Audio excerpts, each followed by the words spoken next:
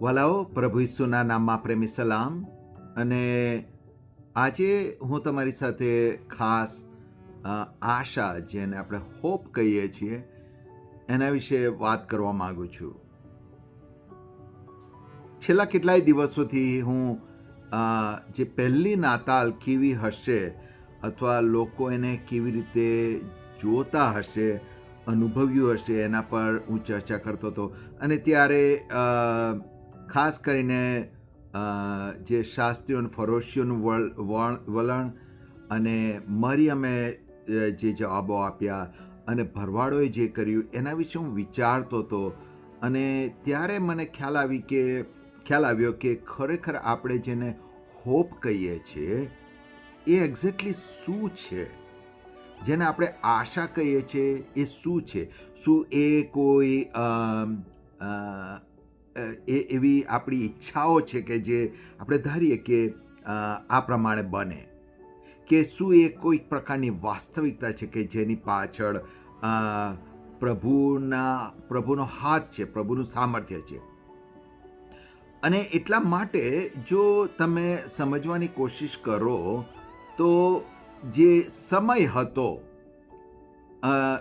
છેલ્લા 400 વર્ષથી, જ્યારે પ્રથમવાર ગાબ્રિએલ દૂત મરિયમને દેખાઈ દે છે, તો બાઇબલ કહે છે કે જૂના કરાર અને નવા કરાર વચ્ચે 400 થી 450 વર્ષનું અંતર હતું, કે જ્યારે ન તો પ્રબોધની વાણી હતી, કે ન તો પ્રબોધકો હતા, કે ઈશ્વર તરફથી સંદેશો ન હતા. એ 1 કે 2 વર્ષની વાત નથી, 400 થી 450 વર્ષ સુધી. અને હું માનું છું કે 400 થી 450 વર્ષની અંદર લોકોના વિચારો પણ બદલાઈ ગયા છે. એ લોકોની કને જૂનો કરાર હતો, તોરા હતું, એ લોકોની કને ઓરલ ટ્રેડિશન્સ હતી, એ લોકોની કને ઓરલ માહિતી હતી કે શું ભૂતકાળમાં બન્યું છે.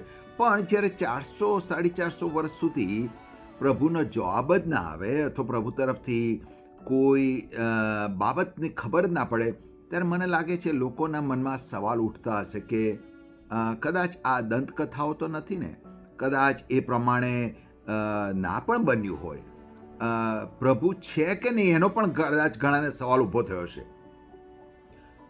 અને તમે જો જુઓ પર્ટિક્યુલરલી કે જ્યારે મરિયમની પાસે દૂત આવે છે અને કહે છે કે મારું નામ ગાબ્રિયલ છે, ત્યારે છેલ્લામાં છેલ્લો ગાબ્રિયલનો જે ઉલ્લેખ તમને જોવા મળે છે એ દાનિયેલના પુસ્તકમાં છે. એટલે છેલ્લામાં છેલ્લું દાનિયેલના પુસ્તકથી લઈ અને મરિયમની પાસે ગાબ્રિયલ આવે છે, 700 વર્ષ વીતી ગયા છે. કેટલા? 700 વર્ષ. એટલે કદાચ જો મરિયમને ઇવન ખબર પણ હોય કે પ્રભુના દૂતે દાનિયેલ પાસે આવ્યો તો, પણ એ તો 700 વર્ષ પહેલાની વાત છે. લોકોને કદાચ ખબર છે, પણ લોકોને એ માનવું બહુ અઘરું હશે. આજે પણ ઘણી બધી બાબતો વિશે મને ને તમને વિશ્વાસ કરવાનું અઘરું પડે છે કે શું પ્રભુનો દૂત આવે છે, શું મરેલા બેઠા થાય છે, શું રક્તપિત્યા સાજા થાય છે, કે એ ખાલી લખાણની બાબતો છે. અને જો તમે જોવા જાઓ તો શાસ્ત્રીઓ અને ફરોશીઓ એ જ્યારે એ પ્રમાણે કહે છે કે હેરોદ પૂછે છે કે યહૂદિયાના રાજાનો જન્મ ક્યાં થવો જોઈએ, ત્યારે એ લોકો કહે છે કે બેથલેહમમાં. એટલે એમને ખબર છે, ધર્મશાસ્ત્રમાં લખેલું છે કે બેથલેહમમાં જન્મ થશે, કુંવારીના પેટે જન્મ થશે. પણ કુંવારીના પેટે જે જન્મની વાત છે, જે યશાયા પ્રભુતકને કહ્યું હતું, એ લગભગ 500 વર્ષ પહેલાની વાત છે. અને એટલા માટે જો તમે કલ્પના કરો કે એ લોકો એને માનવા પણ તૈયાર નહોતા, કારણ કે 500 વર્ષ પહેલાનું જે બાબત છે એનું કોઈ હવે આજ સુધી કદી બન્યું નથી, તો કેવી રીતે બને? અને એટલા માટે જ્યારે માગીઓ યરૂશલેમ છોડીને બેથલેમ જાય છે, ત્યારે શાસ્ત્રીઓ અને ફરોશીઓને જે ધર્મશાસ્ત્રના ઉપદેશકો હતા એ લોકો પોતાના ઘરે જઈને સૂઈ જાય છે. કોઈ નથી જતું, કોઈ માનવા તૈયાર નથી કે જે લખાણું છે એ કદાચ સાચું હોય.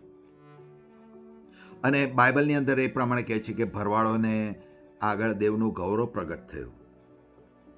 છેલ્લામાં છેલ્લું ગૌરવ ક્યારે પ્રગટ થયું હતું? જ્યારે સુલેમાને મંદિર બાંધ્યું ત્યારે દેવનું ગૌરવ પ્રગટ થયું હતું છેલ્લું.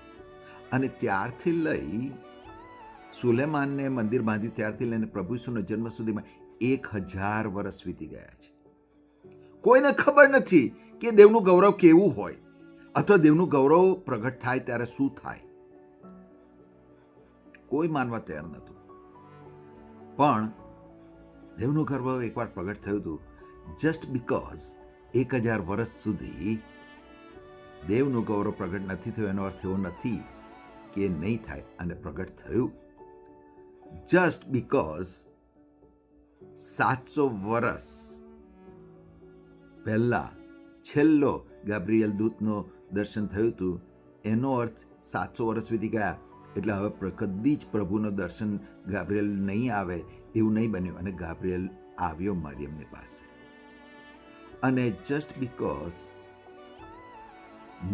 કુંવારીને પેટે દીકરો જન્મશે એ કહેવામાં આવ્યું હતું, એને 500 વર્ષ વીતી ગયા એટલે એ હવે તો કેવી રીતે બને? કદાચ એ સાચું છે કે નહીં, પણ એટલો બધો સમય વીતી ગયા પછી પણ એ બાબત સાચી પડી.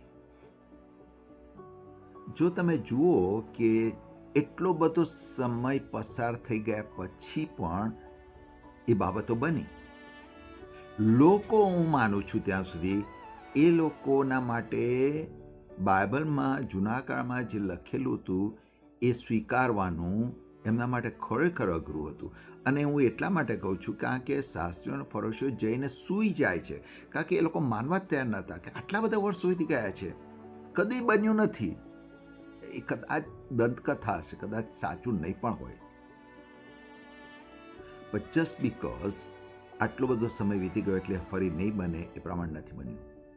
મરિયમને કંઈ સમજ નથી પડતી. ગાબ્રિએલના વિશે એને કદાચ ખબર હશે, પણ એ તો 700 વર્ષ વીતી ગયા. પણ એનો પ્રત્યુત્તર શું છે? એ કહે છે, મને નથી સમજ પડતી, પણ જો એ સાચું છે તો મારા જીવનમાં થવા દો. એ પોસિબિલિટી છે. કદાચ ઓકે, હું જોઉં તો છું અત્યારે મારી સામે, મને સમજ નથી પડતી, પણ હું એને સ્વીકારવાને તૈયાર છું. ભરવાડો કહે છે, ભાઈ દેવનું ગૌરવ કેવું છે અમને ખબર નથી, કોઈને ખબર નથી. 1000 વર્ષ વીતી ગયા છે, પણ અમે જોયું અને અમે માનીએ છીએ. અને શાસ્ત્રીઓ ફરોશીઓ એ લોકોએ વાંચ્યું, તપાસ કરી, પણ તોય જઈને સૂઈ ગયા. હું હોપની વાત કરું છું.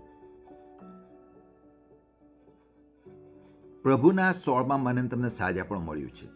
પ્રભુએ કીધું છે કે જે મારા પર વિશ્વાસ કરે છે મારાથી મોટા કામો કરશે.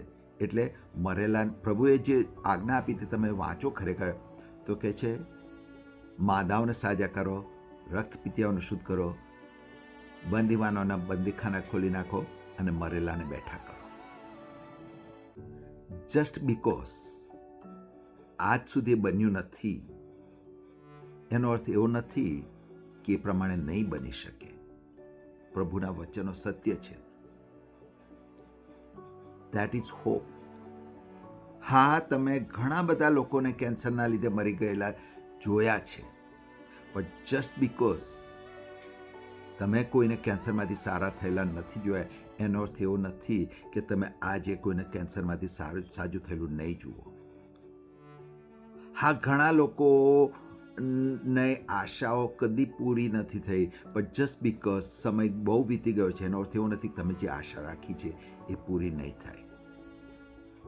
હા, ઘણો બધો સમય વીતી ગયો છે અને પ્રભુએ વચન આપ્યું છે પ્રમાણે નથી થયું, બટ જસ્ટ બીકોઝ સમય ઘણો વીતી ગયો છે એનો અર્થ એવો નથી કે પ્રભુ એ નહીં કરે. બાઇબલની અંદર જે આશા, જે હોપ છે, ઇટ ઇઝ સોલિડ. ગમે તેટલો સમય વીતી ગયો છે પણ એ પ્રમાણે બને છે. That is hope. એ ખાલી વિશફુલ થિંકિંગ નથી, ઇટ્સ રિયાલિટી. ક્વેશ્ચન એ છે, શું હું ને તમે એ બાબતને સ્વીકારીએ છીએ? અથવા તો તમારી પ્રાર્થનાનો જવાબ નથી મળ્યો, પણ જસ્ટ બીકોઝ આજ સુધી નથી મળ્યો એનો અર્થ એવો નથી કે આવતીકાલે તમને નહીં મળે, આજે તમને નહીં મળે. That is hope and that is true Christmas. એ સાચી નાતાલ છે. નાતાલ જ્યારે આપણે કહીએ છીએ એ આશાનું પર્વ છે, હોપનું ફેસ્ટિવલ છે, અને આપણે નાતાલની સાથે હોપને જોડીએ છીએ. But do we really understand કે ભલે ને ગમે તેટલા વર્ષો વીતી ગયા, પ્રભુના વચનો જે એમણે તમને આપેલા છે એ પૂર્ણ થશે જ. તમે માદાઓને સાજા થયેલા જોશો, તમે કેન્સરમાંથી લોકોને જીવતા થયેલા જોશો, તમે રક્તપિત્તીઓને શુદ્ધ થયેલા જોશો, તમે મરેલાને બેઠા થતા જોશો. આજ સુધી નથી બન્યો એનો અર્થ એવો નથી કે એ પ્રમાણે નથી બનવાનું. આશા રાખું છું પ્રભુએ તમને આશીર્વાદ આપ્યો છે.